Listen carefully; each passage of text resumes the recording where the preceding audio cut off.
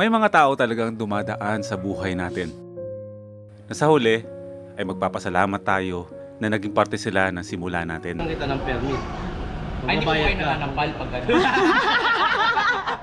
Na kung sino tayo ngayon, may ambag sila sa pangarap na nabuo na. Ito bang fag na to, papag mo talaga to? Ito daw lahat ang nakikita niya, nakita mo lahat. Di sa kanya. Ang kwento kasama ang mga kaibigan ko sa Malico, Nueva Vizcaya. Pagkakaibigang akala nyo ay natapos na. Sa kadahilan ng hindi nyo na kasi sila nakikita.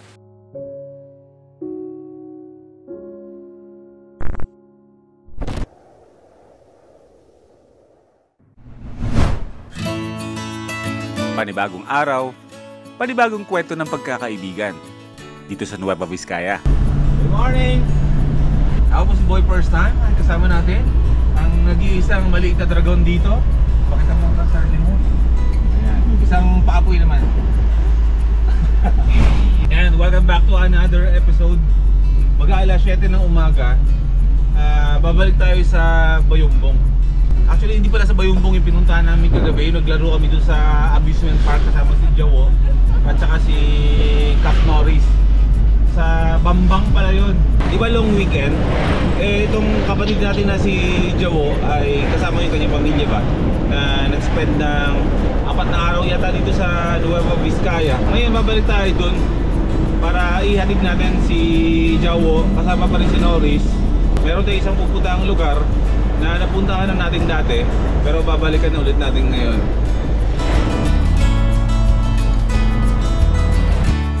Ang pinakauna kong kaibigan dito sa Nueva Vizcaya, si Norris Jan Akomoto, 6 years ago. Andito na tayo, Sati. Welcome to Sati Amusement Park.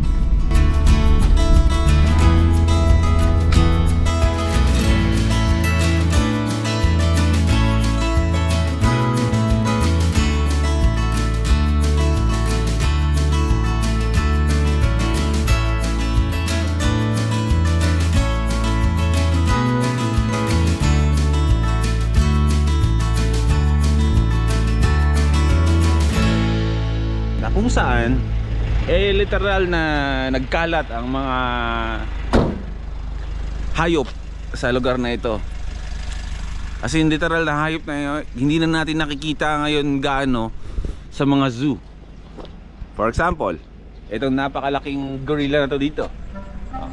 Napakabait, diba? Mga ano sila, user friendly. Ito pa, meron pa ditong King Kong. Napakabait. Hindi naman welcome to Sati Amusement Park. Ayan, isa to sa mga pinapasyalan namin dito sa Vizcaya. Dito yun sa Bangbang. Madali lang siya hanapin. Kapag nakita nyo yung gasolinahan na Sati, yun na yun mismo. Pwede nyo dalhin yung pamilya nyo dito, magkakaibigan, pwede kayo mag go-kart, may Ferris wheel dito, firing range, fishing. Itong lugar na to is perfecto para sa buong pamilya, para sa mga anak ninyo. Bisitahin niyo yung lugar na to. Sati Amusement Park. Kaliwa, gano'n.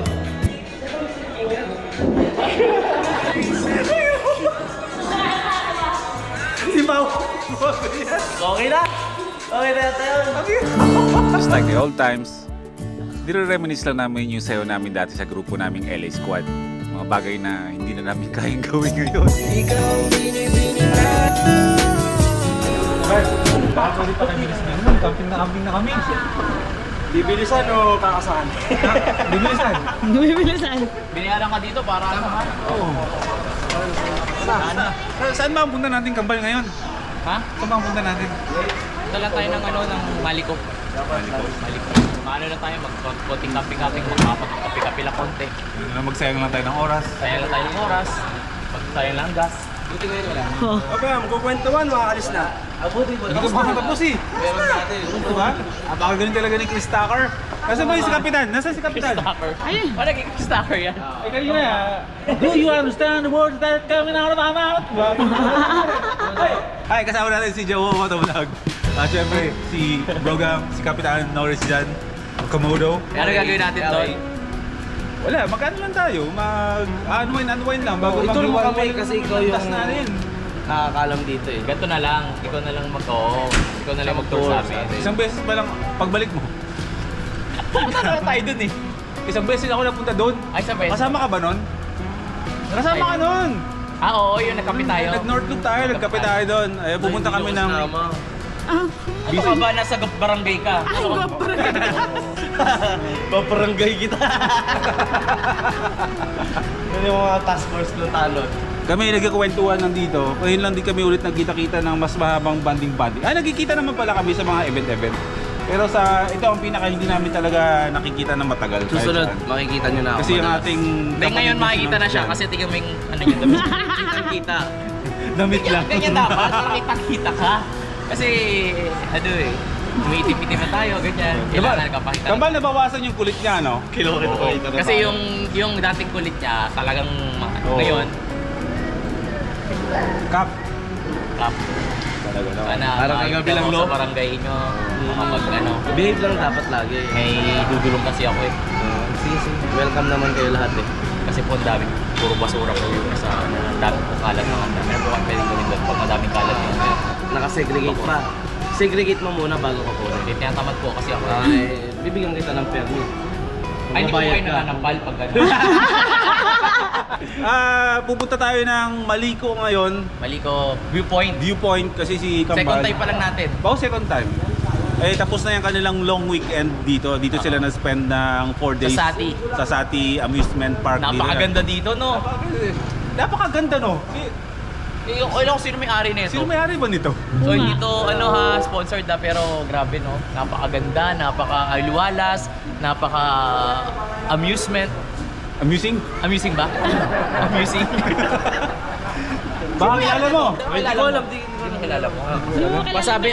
Pakisabi kung sakali enjoy kami dito. Sige. Ganda Ako lang bahala. Tulugan, Sige. Diyan mo. Hindi na siya ganyan dati. Oo. Ganun no. Dati ganyan. Tawang pinipin. Puro ganyan lang dati yun eh. Burger. Ngayon, Ayun. Ganun na. Burger. O siya, tara na! At kahit nagkaroon tayo kapuyat at pagod, yung mga ganitong pagkakataon, hindi ko pa pwedeng palagpasin to. Dahil ito yung mga taong kasabayan kong nangangarap dati. At lahat ng mga simpleng pangarap namin ay isinasa pamumuhay na namin. Alright, let's go! Nandito na tayo, Maliko Viewpoint. Alam ka na ng pinagbago ng lugar na to. Kasi the last time na pumunta tayo dito, kasama natin yung Hampas Loopers at si Jawo din. Nag-North Loop kami. Yung bahay na yun dyan sa likuran, kubo pa lang yan, ancestral house. Ha? Ito yun! Diba, may kapihan pa dito yun. Yan nga yun, pinalitan na! Yan yun! Yan yun! Ang laki na nga ng pinagbago nga nitong lugar. 2020 Ito yun. pa yun, kaya Kap, Sa pili mo. wala na tayong makita. Puro puti na. Nakita yun. Puro ulap oh. Kap, sa'yo ba to? Kita ko yung barangay mo dun oh. Nakatakloban ng ulap. Meron mga ano Ito bang fag na to pafag mo talaga to? Ito daw lahat ang nakikita niya, nakita mo lahat. Di sa kanya. Kahit na nagbago na ang mga takbo ng mga buhay-buhay namin at iba-iba na rin ang mga landas na tinatahak namin, ganun pa rin.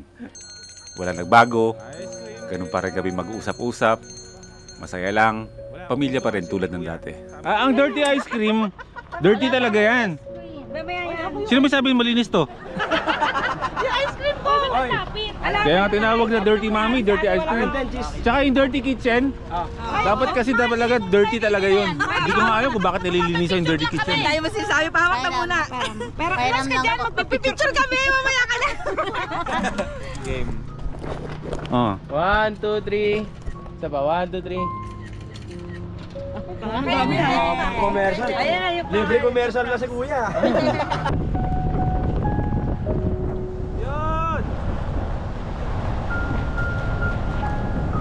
May mga tao talagang dumadaan sa buhay natin. ma-appreciate natin na sa huli ay magpapasalamat tayo na naging parte sila ng simula natin. Na kung sino tayo ngayon, may ambag sila sa pangarap na nabuo na. Ano na? Nagpapawisan ka. Ito yung chess player na ang daming moves. Binabalik yung moves.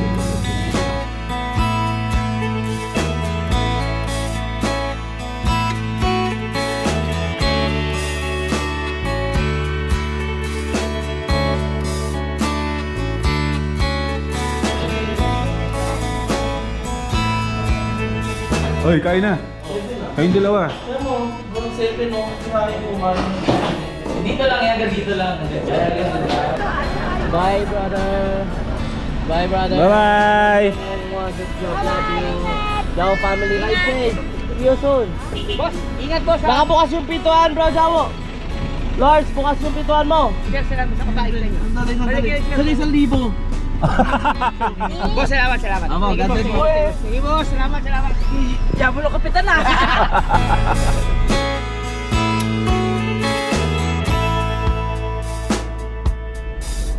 Let's go. Alam niyo yon, yung realidad ng papel ng bawat tao na dumadating sa buhay natin. The reality of people come and go. My friends come and go. Ang nagsistay lang kahit na merong distansya sa pagkakaibigan is yung pagiging totoo sa isa't isa. May mga kaibigan tayo na kahit hindi natin nakakasama, makatatawag o consider pa rin natin silang kaibigan kahit na merong distance na namamagitan sa atin, sa kanila. Sa panahon ngayon, hindi na paramihan ng kaibigan eh. Di bali ng konti, basta totoo. I mean, habang tumatanda ka, nare-realize mo. Pero kasi dati umabot din naman ako sa part na gusto ko napakaraming kaibigan. Pero aabot ka talaga sa part na ang gusto mo na lang magstay sa'yo is yung mga totoong kaibigan mo na naging kasama mo sa hirap at ginhawa mo, na kahit na magkalayo kayo is nararamdaman mo yung presensya nila, na nandyan sila sa'yo sa time na kailangan mo ng tulong, hindi man financial, emotional o kung ano man, basta na importante hindi sila nakakalimot. Yan yung mga kaibigan talaga na maituturing mo, especially yung mga kaibigan na tahimik lang pero yung nagbe-message kapag nararamdaman nila na hindi ka okay at mangangusta. Yun ang mga totoong kaibigan para sa akin. Mag-aalas 4 na ng hapon, ako'y lumabas muna. The next day na ito nang magkakasama kami kahapon ni Cap Norris at ni Bro Jawo, pupunta muna ako dito sa isang parang South Supermarket kung tawagin. Meron daw nabibilhan ng camping table dito, pero not sure kasi nung time na pupunta kami doon, parang walang stock, pero sabi niya marami daw doon, so tinignan ko lang. Tanong-tanong na ako para mabilis natin mahanap dito sa second floor, kasi the last time na pumunta ako dito hindi ako umakit dito eh. Bilis ko sumuko eh. Saan yun? Ayun! Okay, nakita ko rin. Ay, wala bang malaki-laki na to? Ang liit! My God! Kasi may mga nabibili nito sa Shopee and Lazada. Mas nadagdagan lang yung price sa mga ganitong bilihan. Pero kasi, alam mo yun, yung time na antayin mo pang i-deliver sa'yo, magdagdag ka na lang ng 200 tapos mabibili mo na. Minsan mas mahalaga yung oras kaysa sa nakatipid ka. Wala? Hira, sayang. Yun na sana yun eh. Punta ako sa kabila. Dalawa pala to. Pag meron, okay. Pag wala, okay lang din. Bira. Hindi sumasang-ayon sa atin ng mga bagay-bagay. Huwag na natin pilitin. Not meant to be. Not meant to be daw. Kunti mo yung box na lagay ng gamit, sana yung storage box ba? Wala eh. Since na meron namang box sa Boy P Outdoor na binibenta, ay bibiling ko na lang yung sarili kong produkto. At yung produkto na yon na pwede nyo ring bilhin, eh ito yon.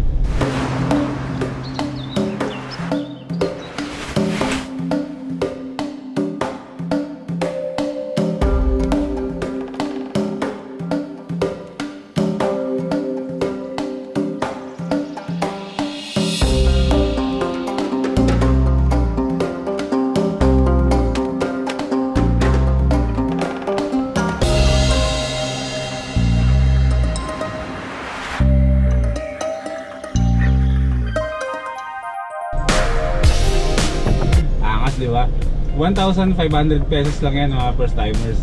Pwede kayong umorder niyan sa Facebook page ko muna. Mag-message lang kayo sa Boy P Outdoor. Meron tayong admin dyan na sasagot sa inyo para pag-usapan ninyo kung paano yung shipping. Nagsiship tayo sa kahit sumusulok ng Pilipinas, nationwide. Shipping tayo through LBC muna and JNT. Kasi yung mga accounts namin sa TikTok Store, sa Lazada and Shopee ay hanggang ngayon ay wino-workout pa namin. Kaya pagkatapos ng vlog na to mga first timers, punta kayo sa Facebook at bisitahin niyo yung page ng Boy P Outdoor. Paki-like na lang din po at paki-follow at paki-share na lang po sa inyong mga newsfeed. Maraming salamat. Side trip muna tayo sa ilog. Gusto ko makita ng tubig na umaagos. Ito sa likod ng Alitatap Base Camp, maraming pwedeng pag-campingan dito na raw. Namimiss ko na mag-camping. Pero yung takbo ng buhay natin kasi, alam mo yun, hindi mo kontrolado eh. Pero sa totoo lang, namimiss ko na mag-camping. Diba? Pang raw camping yung place. Pang scarecrow camping horror effect. May river crossing pa. Let's go. Boom. Yung takbo kasi ng buhay natin, hindi mo masyadong unpredictable eh. Hindi po pwedeng mag-focus ka sa isang bagay na may dadating sa'yo na isang chance para mag-grow na hindi mo pwedeng na hindi mo pwedeng kunin ba or i-grab.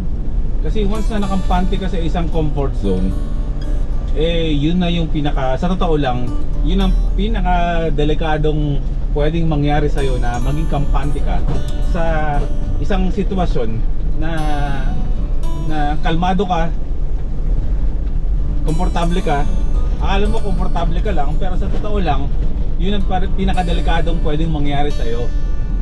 Dahil nasasabi ko to dahil subok ko na yung maging andun ako sa comfort zone ko. Kumbaga parang sobrang payapa ng sitwasyon ko, ng pagkatao ko. Pero in general, marami akong namimiss na mga pagkakataon ba na pwede kong ika-grow. Kaya ngayon, medyo nagbago yung takbo ng mindsetting ko. Kapag tumututok ako sa isang bagay at alam ko na mayroong paparating na panibago, ginagrab ko yun, hindi ko pinapalagpas yun. Ipopost ako panandalian, igagrab ko yung chance na panibagong dumating sa akin, and then babalik ulit ako kung saan ako komportable. Hindi ko pwedeng ipagkait ko yung pagkakataon na mayroong pwedeng mangyaring bago sa akin, mapalagpas ko at magsisi ako na sana pala granab ko. Lahat ng opportunities ay i-grab din nyo, huwag nyong palalagpasin. Kasi baka yun na yun eh. Yun na yun, baka yun na yun. Pambira, magpapalipad na sana ako ng drone eh. Sasalubong na yung malakas na ulan sa atin. Wag na. Mahirap na. Dapat kanina pa ako nagpalipad eh. Hindi muna ako tumambay dito. Ayan yung sinasabi ko kanina, na kapag merong chance, i-grab nyo na. Kasi tulad kanina, pagdating ko dito, okay na ako eh, sa sightseeing pa ako kasi napakasarap sa pakiramdam, napakasarap sa paningin ko, yung nature. Tapos mamaya na sobrang komportable ko, naging maaluwan ako dito, kumbaga ano ako, na-stuck ako na mesmerize ako sa mga magagandang lugar dito. Hindi ko napansin, parating na pala yung ulan. Hindi ako nakapagpalipad ng drone. Lesson learned. Dapat pagdating, lipad agad ang drone. Diba? Sa bawat regrets, dapat meron tayong natututunan. Hindi dapat po pwedeng regrets lang palagi. Regrets ng regrets. Yung mga natutunan ka sa buhay na sinishare ko sa inyo ngayon. Napakaganda. Wala mang drone shot, pero napakaganda ng view natin dito. Kumikidat-kidat pa. Pag kumidat dito, tatamaan ako dito. Wala na. Kwento na lang si Boy first time. Diyos ko, ayan na yung ulan. Diyos ko. Sayang talaga. Wala tayong drone shot. Bababa na muna. bago mabasa yung mga gamit natin. Okay, bababa na. Next episode, back to camping na tayo. Kasi namimiss ko na rin talaga ang pagka-camping. Namimiss ko. Nahanap na siya ng katawan ko. So next episode, biyahe na muna tayo. Kasama natin si L300, si Warang. Biyahe tayo ng hindi naman kalayuan, yung mga malalapit na mga probinsya dito sa Nueva Vizcaya. Actually dito pala sa Nueva Vizcaya, ang dami na natin pwedeng gawin eh. Ang dami natin pwedeng pagcampingan. Pero tignan natin, ayaw magsalita ng patapos. Bahala na kung saan tayo dadalhin ng sasakyan na to, kung saan tayo dadalhin ng manibela ni Warang. At ito muna ang ating mga kasama dito sa Nueva Vizcaya. Maraming salamat mga first timers. Hanggang sa susunod natin na upload, magkita-kita tayo. Live is good dito sa Nueva Vizcaya. Nakipag ano lang ako dito sa ulan na to na paparating. Yan yung ulan, no? Inaantay-antay ko lang para pag umuwi ako binubuhusan ako ng ulan. Kasi gusto ko talaga yung ganyan, yung binubuhusan ako ng ulan. Nakaka-refresh na ng isipan yan. Na parang nare-reset yung pagkatao ko. Basta nakakarinig ako ng tubig ulan at agos ng tubig. Iba yung comfort na nabibigay. Sino dyan yung mga mahilig sa tubig ulan na nakakakuha ng comfort ng tubig, sa tubig ba? Plubophile ang tawag sa atin. Buhos mo na yan! Buhos mo na!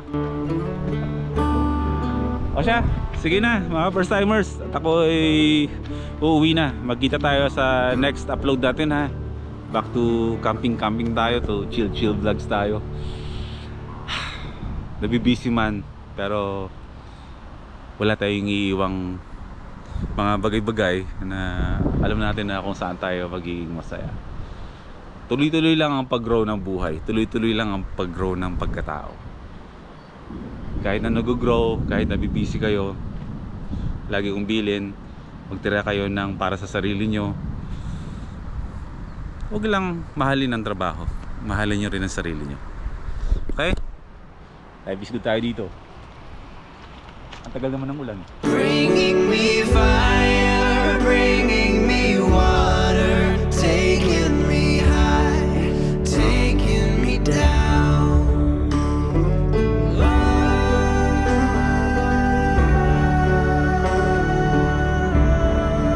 Taking me down. Diba?